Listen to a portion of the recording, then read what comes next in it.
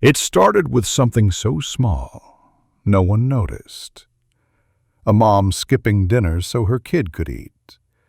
A man working 2 jobs but still running out of food by the weekend. Then one morning the news quietly dropped. As the government shutdown threatens to cut off food stamps for hundreds of thousands of Arizonans a week from today. SNAP benefits suspended. Just like that, millions woke up to an empty fridge.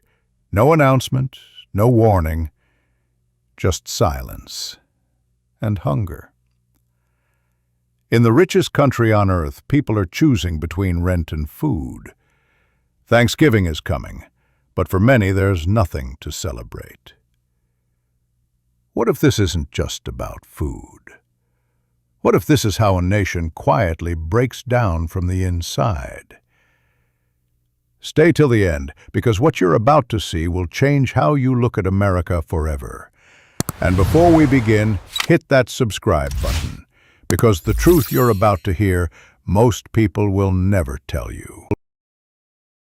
Baby, when y'all go grocery shopping next month, y'all need to be very careful because apparently they already got started. Y'all know next month a lot of people not gonna get their food stamps and they SNAP benefits, and a lot of people gonna be desperate and hungry. A Walmart employee came on here last night talking about how they had emergency evacuate the Walmart because people done stormed up in there trying to put stuff in their bags and be stealing. Baby, when y'all go to the grocery store next month, y'all better get in and get out. Don't be standing around trying to have no conversation with somebody from church. Don't stuff your buggy too full either. Get a few items and then leave. If you gotta go 50 miles per hour out that doggone parking lot, go 50 miles per hour out that doggone parking lot. Or if you want to be that person, baby, buy somebody's groceries for them. Help them where you can help, period. It began quietly, almost like a whisper in the background of everyday life.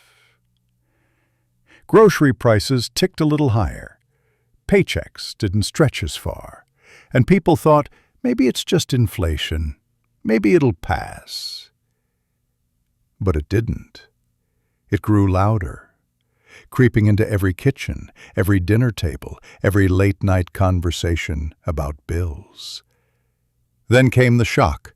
SNAP benefits suspended. No warning, no mercy, just silence. Millions of Americans who depended on that lifeline woke up to find it gone. Imagine this, mothers standing in grocery aisles, doing math in their heads, realizing they can't afford both milk and bread. Fathers skipping meals so their kids can eat. Elderly couples sitting in dark apartments, heat turned off, sharing a can of soup, because that's all that's left. This isn't a story about laziness or poor choices. This is about a system that stopped working for the people who built it. 70% of households receiving SNAP include someone who works. They wake up before dawn, put in hours at jobs that barely pay enough to survive, and still can't afford a full meal. Since 1973, worker productivity has gone up over 70%, but real wages? They've barely moved. The people making your coffee, driving your deliveries, cleaning your offices, they're all working harder than ever, but earning less, in real terms, than their parents did. And it's not just the working class. The middle class, once the heartbeat of America, is collapsing under the weight of rising prices and stagnant pay. A single car repair or medical bill can destroy months of stability. Rent keeps rising. Groceries cost double what they did a few years ago, and property taxes quietly drain what's left of people's savings. Families who once donated to food banks are now waiting in line at them. The elderly are being crushed, too. Seniors on fixed incomes watch their dollars shrink every month. Some are forced to choose between their medication and their meals. The number of homeless Americans over 50 has nearly doubled since 2017. Imagine working your whole life only to end up sleeping in your car because you can't afford rent anymore. Hey Rats, I'm a teacher and I can barely afford to pay rent with my salary. My salary bi-weekly is basically my rent minus $500. Guess how much my car is? $400. Guess how much insurance is? $100. Oh yeah, that's right. You do the math. I'm left with owing money at the end of the month. That's not even with groceries. Holy That's not even with groceries. I realize every single month I am transferring money out of savings into my checking, and I am not. Just had the realization in the car that I'm actually gonna go into debt if I continue being a teacher. Like, genuinely. Wow. Oh, I'm like literally having a crisis right now. I'm gonna have a panic attack right now. I can't do this. I literally cannot do this. Knowing every single month that most of my money is literally, like, I don't have money. Okay. I don't know how I'm going to pay off my credit card this month. I don't know. All right. Well, Rats, peace and blessings. And I hope you can afford your rent today. And groceries. And your car. And insurance. And life. Bye. But what does this kind of poverty do to a person's mind? Psychologists call it the cognitive tax, the mental weight of being broke. Every decision becomes a survival test. Can I buy this? Should I skip that? What if I can't pay next month's bill? Living like this drains your focus, your energy, your sense of hope. Studies show chronic financial stress can lower your IQ by up to 13 points. It affects everything: your memory, your sleep, even your body's ability to produce milk if you're a new mother. Poverty literally rewires your brain to live in panic mode. Now, picture this crisis hitting right before the holidays. Thanksgiving, the one day meant for abundance and family. But this year, millions will have nothing to put on the table.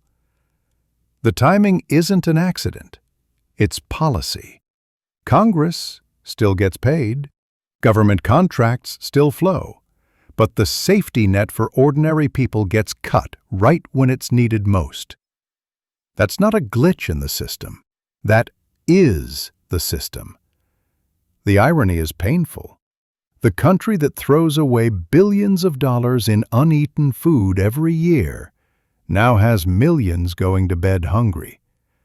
The nation that prides itself on freedom and opportunity is quietly teaching its citizens how to survive on less, how to normalize hunger, how to smile through empty plates. But hunger doesn't just stay in kitchens. It spreads through schools, through workplaces, through generations. Kids who grow up hungry struggle to focus, fall behind, and carry the scars of poverty into adulthood. Birth rates are falling because couples can't afford to start families. Homelessness is rising, consumer spending is dropping, and yet the markets keep pretending everything is fine. And somewhere out there, an old woman named Margaret sits by her window, counting pills and coins, trying to decide which she can afford to skip. A young man refreshes job listings that never call back. A mother stares at her child's empty plate and whispers that everything will be okay, even when she knows it won't. This is the silent hunger. It doesn't make headlines every night, but it's eating the country from the inside out.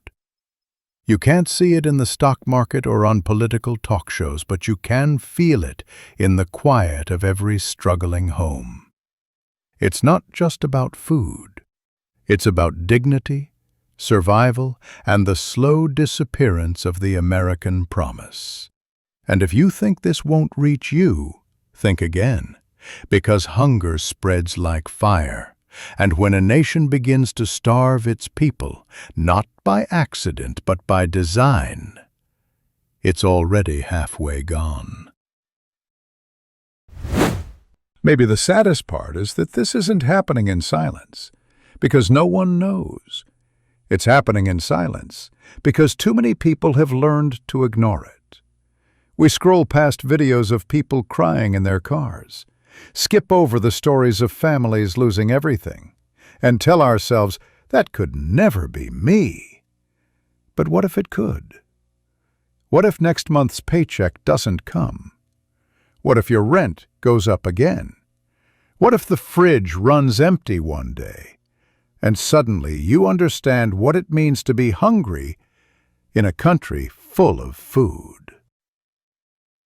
The truth is, hunger doesn't just steal food. It steals peace, dignity, and hope.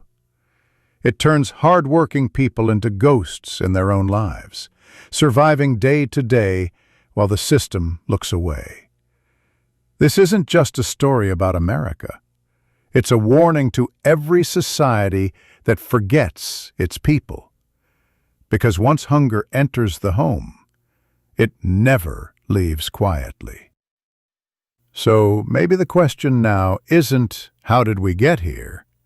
It's, what will we do next? Will we keep pretending everything's fine?